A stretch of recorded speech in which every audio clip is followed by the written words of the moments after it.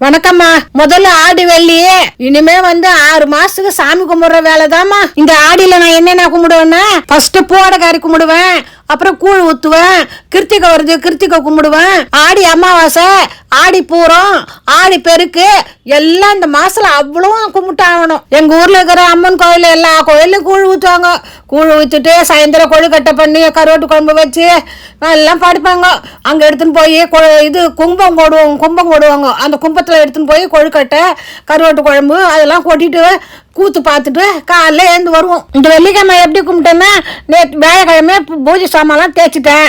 இன்னைக்கு வெள்ளிக்கிழமை காலையில எல்லாம் வீடு வாசல்லாம் மொழிவிட்டு சாமி கும்பிட்டேன். என் பெரிய பொண்ணு இப்போ 1 வாரமா ஜுரம், இல்லைன்னா அது எதுனா செய்து சாமிக்கு படைச்சிருப்பேன். என்னால எதுவும் முடியலம்மா, அதனால பால் வச்சு நாட்டு சக்கரை போட்டு சாமி கும்பிட்டோம்மா. நானும் என் சின்ன பொண்ணு தாம்மா சாமி கும்பிட்டு போயிட்டு சமையல் பண்ணோம். அந்த ரெசிபியை நாளைக்கு சொல்றேன்.